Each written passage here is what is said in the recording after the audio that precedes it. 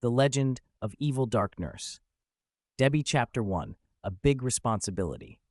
Mama knelt down in front of Kylie, her hands resting gently on her daughter's shoulders. Kylie, I need you to watch Baby Bookworm tonight. Nurse Debbie will be around if you need help, but if you don't, Baby Bookworm is in your hands and yours alone. Show me you could be a strong big girl and take care of your little brother. Kylie stood up a little straighter, feeling the weight of responsibility settle on her shoulders like a warm blanket. She was 12 years old now, practically grown up. I can do it, Mama. I promise I'll take good care of him. That's my girl, Mama said, kissing her forehead. I'll be back tomorrow afternoon. Mama? Kylie asked, fidgeting with the hem of her shirt. Can Maddie come over and spend the night with me? Mama smiled. That's fine, sweetheart. It'll be nice for you to have company. As Mama gathered her overnight bag and headed for the door, Baby Bookworm toddled over, clutching his favorite picture book about dinosaurs. Bye-bye, Mama, he chirped, waving enthusiastically. Bye-bye, my little reader. You be good for your big sister, okay? Baby Bookworm nodded seriously, his little head bouncing with the motion. At 1.5 years old, he was already obsessed with books, hence the nickname. He could sit for hours flipping through pages, making up his own stories when he got tired of the real ones, yet. After Mama left, Kylie called Maddie, who arrived an hour later with her backpack, her sleeping bag, and a mysterious black case tucked under her arm. What's that? Kylie asked, eyeing the case curiously. Maddie grinned mischievously. Only the greatest movie ever made. My older brother finally let me borrow it. You're gonna love it. Chapter 2. Movie Night Magic. Late that night, after Baby Bookworm had his bath and his bedtime story, 3 books as usual, the girls decided it was time for their movie. Baby Bookworm, however, had other plans. He refused to go to bed, standing at the baby gate and calling out, "Movie," until Kylie finally gave in. Okay, little one, but just for a little while. They settled onto the couch with popcorn, blankets, and Baby Bookworm wedged happily between the 2 girls. The movie started, and Baby Bookworm's eyes grew wide as the stars filled the screen and the music swelled. Spaceships, laser swords, a princess, a farm boy, and most impressive of all to Baby Bookworm's young mind, a very tall man in a big black helmet who made funny breathing sounds. Maddie, are you sure this isn't too scary for him?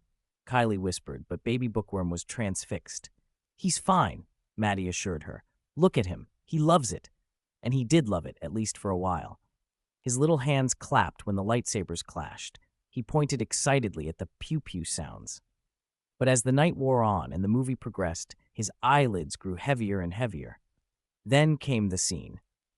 The young man in white, his hand cut off, hanging desperately from a metal beam, the tall figure in the black helmet standing above him, his lightsaber glowing red.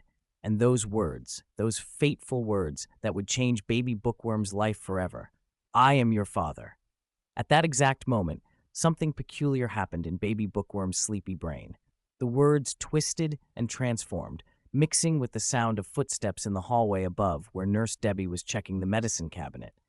In his half-asleep state, Baby Bookworm heard something completely different. His eyes snapped open, and he heard, I am your nurse. No!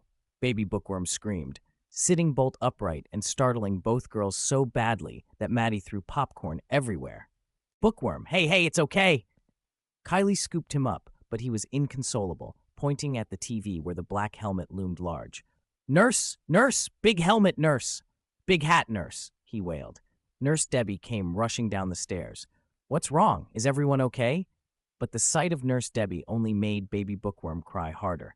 He buried his face in Kylie's shoulder and refused to look at her. I'm so sorry, Kylie said, embarrassed. I think the movie scared him. Nurse Debbie smiled sympathetically. It happens. Maybe no more space adventures for this little guy tonight. After Nurse Debbie went back upstairs, Kylie carried Baby Bookworm to his crib. She tucked him in with his favorite blanket, the one with little books printed all over it. I'm sorry, little one. Movie time is over. To help him with his fear, Kylie handed him a little flashlight to help him be brave. Baby Bookworm sniffled, clutching his stuffed bookworm toy. But even as Kylie left the room, his little mind was already connecting dots that shouldn't ever be connected, weaving together the tall, dark figure on the screen and the kind nurse upstairs into something entirely new. Chapter 3. The Birth of an Evil Legend, The Little Hero. The next morning, everything seemed normal. Mama came home, thanked Kylie for being so responsible, and laughed at the story of the scary movie. But the true impact of that night wouldn't reveal itself until later that afternoon. Nurse Debbie arrived for her regular shift, her usual cheerful self, carrying her medical bag and humming a tune. Baby Bookworm was in the living room, building a tower with his blocks. The moment he heard the door open and saw Nurse Debbie's silhouette in the hallway, his eyes went wide. "Evil dark Nurse Debbie!" he shrieked, and took off running in the opposite direction as fast as his little legs could carry him. Everyone froze. Mama looked confused. Kylie covered her mouth, and Nurse Debbie stood there, completely baffled. "Evil dark, what now?" Nurse Debbie asked. It only got worse from there. Every time Nurse Debbie entered a room, Baby Bookworm would duck behind furniture and whisper shout, "Evil dark, Nurse Debbie is going to get me!" When she tried to give him his vitamins, yet he clutched his juice box and declared, "Evil dark Nurse Debbie is taking my stuff." Mama tried reasoning with him. "Sweetheart, it's just Nurse Debbie. She's nice. She helps you feel better when you're sick, remember?" "No," Baby Bookworm insisted, shaking his head vigorously. "She's evil dark Nurse Debbie now." Kylie tried too. "Bookworm, the movie wasn't real. That was just pretend. Nurse Debbie isn't the man in the black helmet." But Baby Bookworm was adamant. In his toddler mind, the connection had been made and could not be unmade. The tall, imposing figure from the movie, the words "I am your nurse," and Nurse Debbie's unfortunate timing had fused together into an unshakable truth. Nurse Debbie, to her credit, took it in stride. "Well," she said with a laugh, "I've been called worse things. If evil dark Nurse Debbie is who I am, then evil dark Nurse Debbie I shall be." But Mama and Kylie kept trying. They explained the movie plot. They showed him pictures of Nurse Debbie smiling. They even tried showing him the movie again in the daytime to prove it was just a story, but that only made things worse. Baby Bookworm just pointed at the screen and then at Nurse Debbie and said matter-of-factly, "See evil dark Nurse Debbie." No matter what they tried, they couldn't get Bookworm to refer to her as just Nurse Debbie. From that moment on, because of that movie, that sleepy misheard line, and one very impressionable toddler's imagination, she was, and forever would be, evil dark Nurse Debbie. That night, Mama tucked Baby Bookworm into his crib as usual. He had his dinosaur book, his stuffed bookworm, and his blankie pulled up to his chin. But as Mama turned to leave, she noticed something glowing under the covers. "Bookworm, what do you have under there?"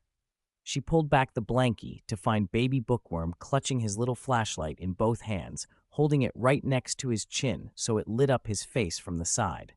He was staring directly at the doorway where evil dark Nurse Debbie's footsteps could be heard in the hall above. His voice was small but determined, a tiny warrior preparing for battle. "I'm watching you, evil dark Nurse Debbie. The crib is with me." Mama had to leave the room quickly to hide her laughter. Upstairs, she found Nurse Debbie and told her what Baby Bookworm had said. "The crib is with him?" Nurse Debbie chuckled. "Well, then I suppose the crib is strong with that one."